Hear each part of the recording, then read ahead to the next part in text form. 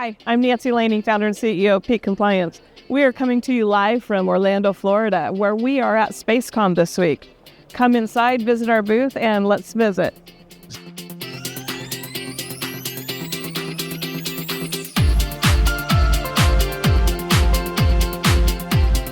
And as you can see, we have found some amazing things. I'm sitting on the lunar rover that's normally at the Kennedy Space Center. It was built in 1971 or 1972. And this is an exact replica of the one that was on the moon.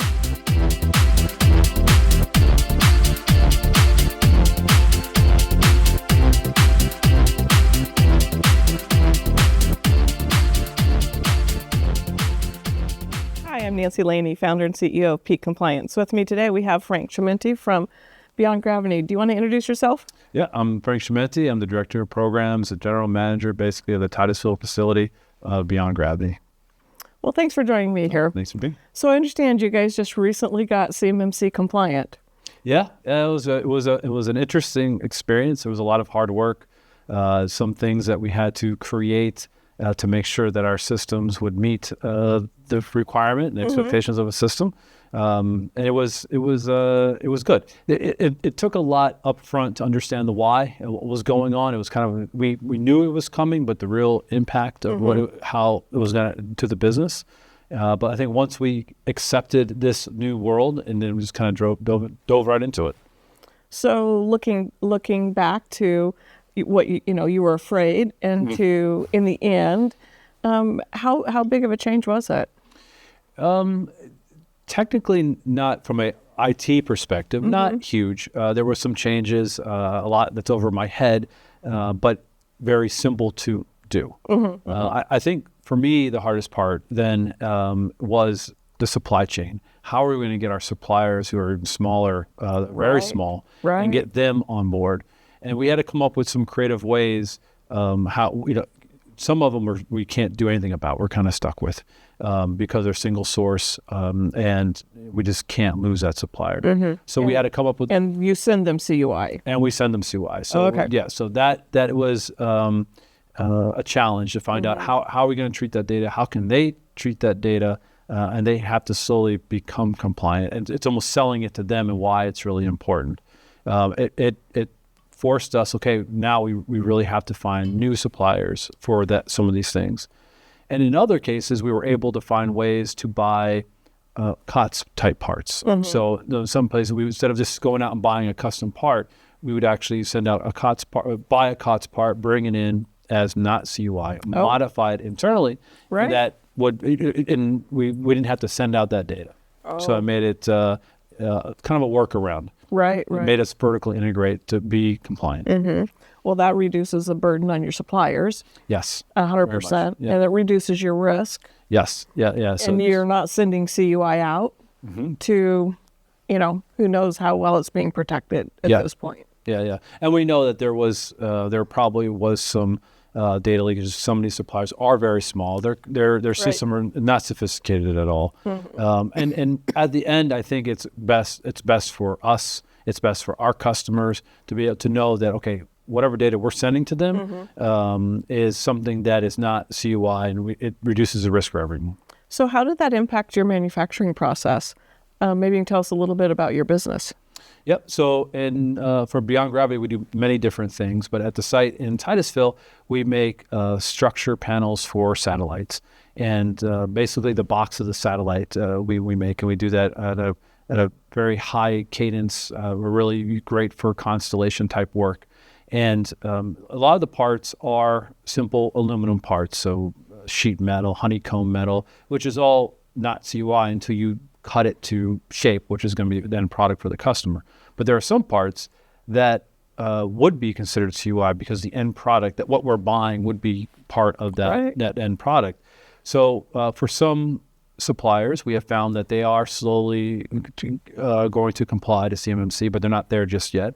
Others will never be. Right. And for those, we came up with this idea of buying a part that we would end up modifying so that it would not be CUI going out. I think, and as time goes on, and I think more people get complied, comply with CMMC will be going to those suppliers so that it mitigates the risk more that what we're sending them, if something does get through that should not have gotten through, we're protected. Right. But there was a lot of training with our engineering team and our supply chain to make sure when we go out and buy parts that we're not sending data that is CUI.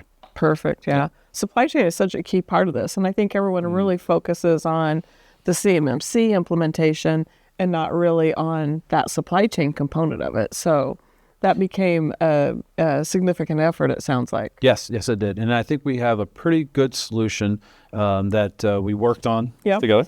And I think I'm very happy now that we can still use some of these suppliers that are very good, and some of them are going to eventually comply. So it's good. Yep. And it's taking time. We were working with another company that had some European suppliers, and they flat out said, we're not interested. So sometimes it's going to take some creativity to work through those challenges. Yeah. And I think that it will open the door for businesses in the U.S. to take on that, we can do that product here in the U.S. Because right now there were other, let's say, suppliers in Europe that maybe did a better job or whatever. They just kind of had the market. But if they're not going to want to get into this business or get compliant, then that creates a market for somebody else to jump in. And so I'm sure we're going to see a lot more of that. I think we'll see a lot of shift in the market.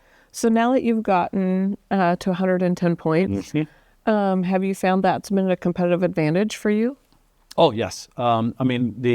The quotes or the RFPs that we're getting from some of our customers now are starting more and more to have the wording in there that you should be CMMC compliant, or at least be heading towards that. So we can go to our customers now and say, hey, look, we're at 110. We've self-assessed.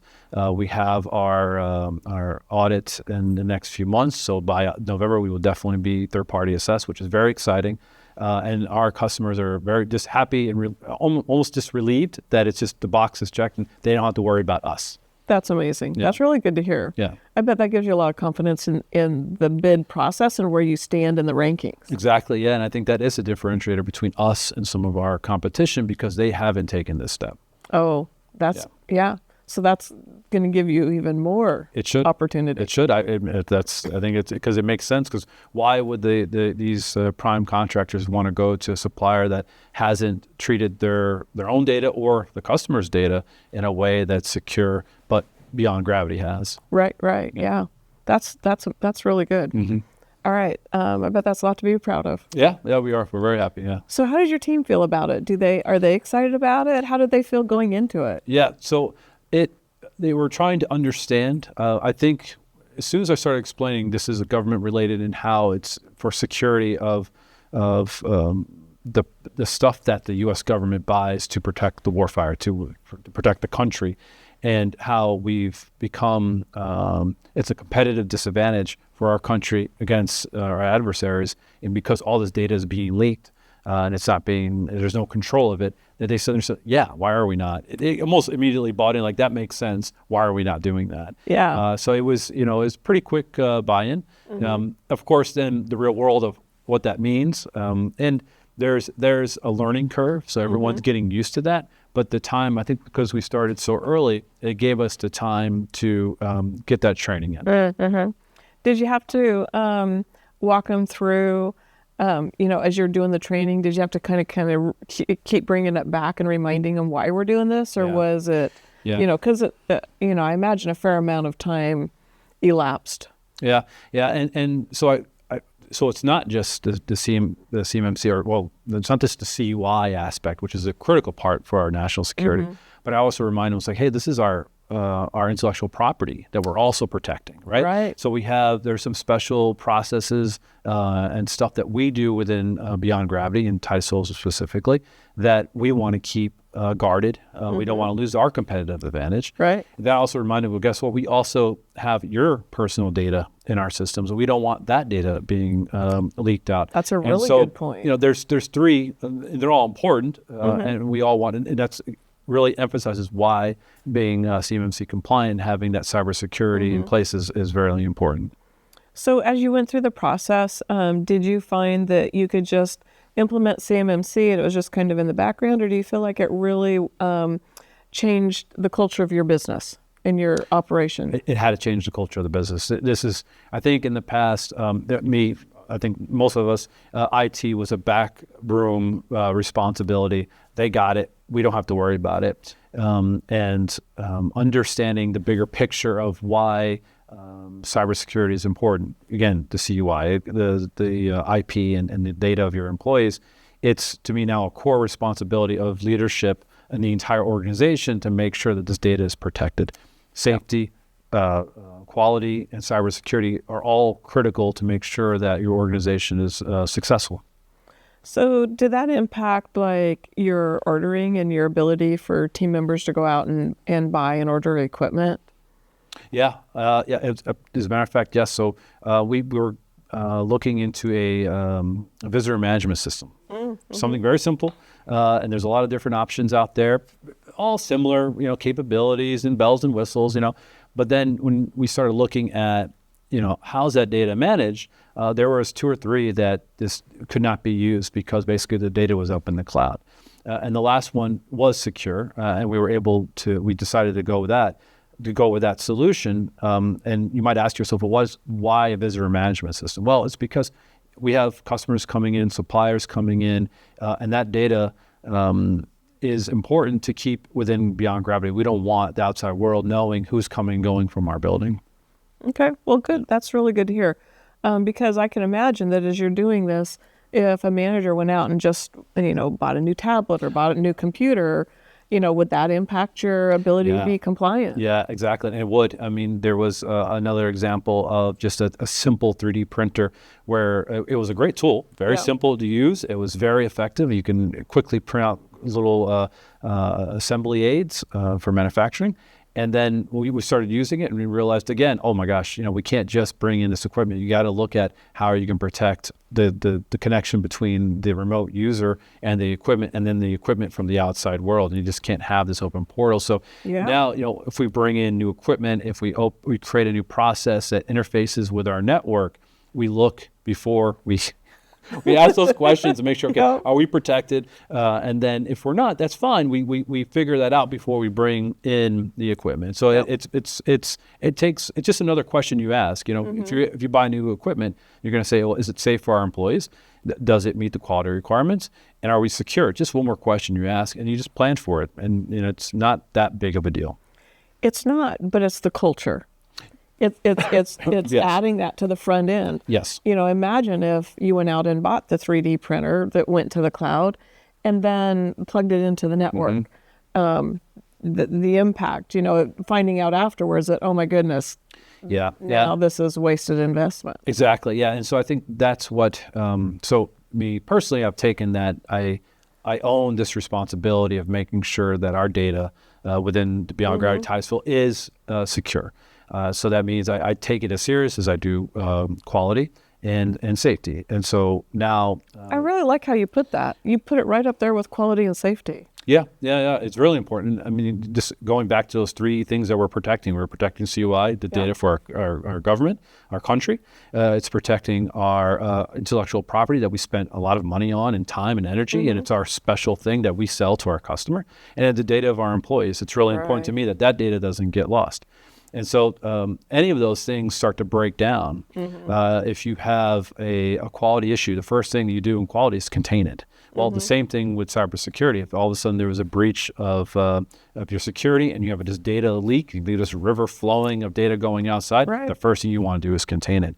And it's a risk to the corporate, to us, and to our customer. So we want to make sure to me, that's why it's one of the core responsibilities. And now it's the culture is, you have to worry for everyone. Doesn't matter if you're human resources or in quality or in finance or engineering or operations. You got to ask yourself those questions. Is this safe?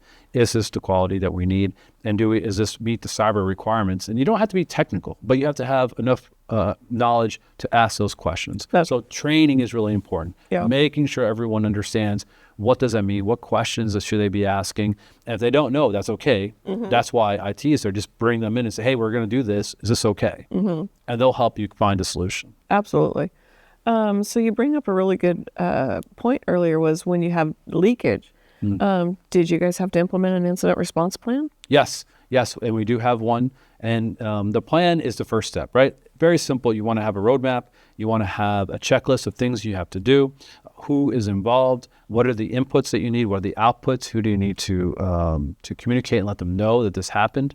But that's only the first step. You need to actually practice the plan. You need to have some muscle memory. So when this incident might happen, you are ready, and you would have some practice, because you're going to find gaps. You can't just pull off a plan, dust it off, and think you're going to go step 1 through 10, right, and it's going to work. You're going to find gaps. So these little scenarios, you practice them with your IT and your cybersecurity team. Like, what would we do? And I think that having that practice plan is very useful. I think also, just to add to that, the culture and the having people feel that they can be transparent, and because they have that trusting environment. And so I believe in like a no blame culture, not a culture where there's anything goes, there's no accountability, but you don't immediately blame the person for causing this problem. You work with them and to solve the problem. And I believe this is something you have to build over time. Yep. You build that trust. And that trust all of a sudden becomes transparent. So when there is an issue, they don't hide it from you. They'll come up to you and say, hey, look, we have a major problem. We need to solve this. Yep. And you work with them to solve it. And then you do your lessons learned, your corrective actions and your trainings. And then, you deal with, with that person and help them so next time. But the fact that they notified you gives you contain it much faster. Yes. You don't have that leakage continuously going, because you don't want them hiding it or trying to fix it themselves, because you never know how they'll never be able to contain exactly. it. Yeah, exactly. That comes back to leadership. Having an intentional leadership when you implement this. Yeah, I think that when it's setting that culture in the company, in your role, whatever leadership role you're in, so that the people that work for you understand that this is a team effort, that it's not just you and them, it's us, right? Yep. And so we are all responsible to make sure we're doing things safe, that we have good quality, and that our data is secure so our organization can be successful. Absolutely. So what was one of the things that surprised you about implementing CMMC? Was there things were you surprised about the level of detail? Yes. Were you surprised about what did you not expect? It was, I think for many years, IT in my head has been completely back there. It was just not my problem at all. And I was just stopped. I was not interested since probably 2000. I was just like, whatever. It was just like, they got this figured out. And then you see how complex it's gotten, and you start to realize, oh, wow. There's so many things connected. Yes. All of our equipment now is connected to the network, and each one, it's great because it gives you that flexibility. It gives you that power of being able to remote into a piece of equipment to see what's going on with it or download data. And so it's efficient. Very efficient. Yes. Very efficient, but it makes you very vulnerable if you don't have these bridges, I'll call them, between your equipment and your IT. Right. If those bridges are just left open, then you're very vulnerable. So you need a good system in place to not only lock those bridges down, but to monitor them to make sure that nothing breaks into it. Because you still want the flexibility to remote in, but you want to do it securely so that your data in a controlled fashion. Exactly. Yeah, that's for sure. One of the biggest challenges I've found is that with some clients, they've implemented the technology, but they don't have the documentation or the policies and the procedures, because you've got to wrap all of that around the technology in order to be compliant. The technology is only 25% of the project. 75% of the project is documentation, policies, procedures, the culture, the training, the accountability, the roles and responsibilities. All of that has to be mapped out. Yeah. The paperwork sounds like you're just checking boxes, but it's more than that, because it gives you that roadmap of how you do things and when you do them, because you can't remember all this, so you need to document it. So yes, you need the paperwork, but the paperwork is only as good as the people doing the work. That's right. Right. So if the people if they understand why they're doing it and they're actively participating in it, making sure that it's being done, then it's effective. Yeah. That makes a huge difference, especially I found that doing implementations, having leadership engaged in helping to guide the team on the implementation and empowering them with the authority to make the changes and to do the implementation makes the project so much more successful. But it only comes when you have a buy-in from the leadership at the top.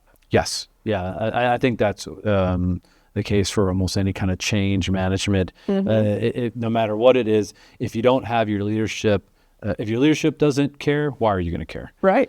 So you have to, and so I can care to my team, right? But I do have, in a way, need to explain, why am I caring? And once they start to understand, I think they deserve that that time to explain, this is why I care. This is why this is important. Yeah. I need you to buy in because of the bigger picture. And I think you need to share that information with the team. And I think once they understand, there is buy-in, and they will help you be successful. Absolutely. Yeah. Could you have done it without them? No, never can. Never. No. The team, especially let's say the team I have right now in Titusville, Beyond Gravity, is amazing. They not only with the CMMC aspect, but just to what we've accomplished in the last couple of years.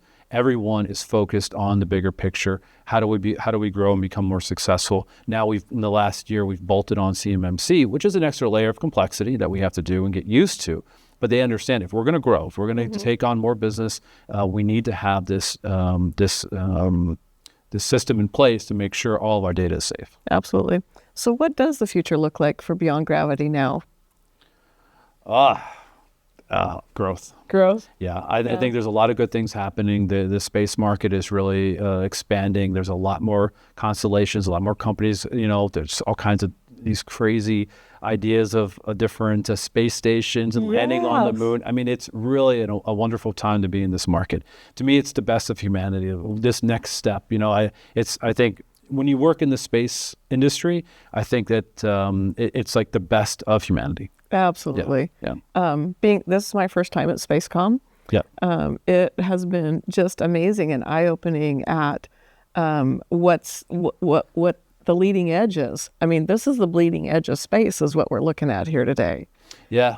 I always go back and think of like the Vikings, or they're sitting there in this little wooden boat out in the ocean, Right. and like, how did these people? It was so crazy, and it's almost the same, because the technology, yes, it's all great, but it's still there's 4 astronauts that have to go around on the Artemis mission around the moon. I can't imagine doing this, Right. But there's and Beyond Gravity has a few different components on that thing, and we're very proud of that. And we took it congratulations. Yes, I had nothing to do with it. There was awesome people. That is fantastic. Within Beyond Gravity that worked on that, and it's very exciting. And wow. It's humbling to be responsible. I can speak for them because I talked to the teams over there that have done this. Yeah. It's humbling to know that your work is on there. So that is. Yeah. When you talk to the teams over there that worked on it, they take it extremely serious and they're proud of it. And I'm very excited to see Artemis launch and those astronauts to go around the moon. It's great. This is going to be amazing. Yeah. I will be watching it with new interest now. Yeah. I had no idea that you guys had parts on there. Yep. Congratulations. That's amazing. So if you were talking to another leader of a company, what's your best advice for them on CMMC? Yeah. I would first take the time to understand the purpose of CMMC, why it's valuable. Again, you have the CUI of your government customers, or you want to protect that data because the government is at a competitive disadvantage now, all this data being leaked out. You have your intellectual property, which is your company money that's been invested to create these new products, to create these new services. You have the data of your employees. So to me, this is why. If you can appreciate that and understand that, the next step is to own it. As a leader of your organization, of your team, whatever it is, it's important to own the responsibility of these things, safety, quality, and cybersecurity, because without those, your organization will be at risk. And then explain it to your team. Why is this important? It's across the entire team. There's, of course, IT, there's human resources, there's engineering, operations, finance. They all have to be rowing in that same direction of having this culture of awareness of cybersecurity. Give them the training so they know what they have to do, who they have to talk to. Have this management of no blame. Don't go and when your employee comes to you with any information, if it's quality, if it's cybersecurity, it doesn't matter what it is. Listen, help solve the problem, and you will create this culture of trust and transparency. So when there are issues, you can stop it right away. come up with solutions, and get moving again. Because with any operation, any company, the whole point is to turn that crank. And if your crank has to stop, because sometimes you have to stop, as soon as you can get it back going, then the better you are. And finally, it's a growth enabler. It's a business enabler. So you'll be able to take business on from the U.S. government, which is very important. And also, it's a competitive advantage. There might be 3 or 4 different companies that are all offering something similar to you, but if they haven't jumped on the CMC bandwagon yet, then that means you'll have a much better chance of winning that work. Awesome. Well, thank you. Thank you. Great. Appreciate you being with us today. Yeah, thank you for having me. Do you have any last parting words? Yeah. It's CMC is it's not easy. There's a lot of things that have to be done, but I think it's worth it because of the data and what I've already explained. And just like anything, it will make your business more successful. And I think that it's best for the whole team to be involved, because that's how you'll win. Thank you so much, Frank. Thank you, Nancy. Thank you. Thank you. I'm glad you were able to join us today. Yes, it's great. And I will be watching. I think Artemis is launching in 2 weeks? Yeah, so I think early the first week of February, hopefully. Yeah. And then if it misses, and it's be the March. window. Yeah, it's yeah, the of course. window. Yeah, so I'm hoping for the first one, and I hope it's not at 4:00 in the morning. So Exactly. All right. Well, thank you so much for joining us. Yes, thanks again.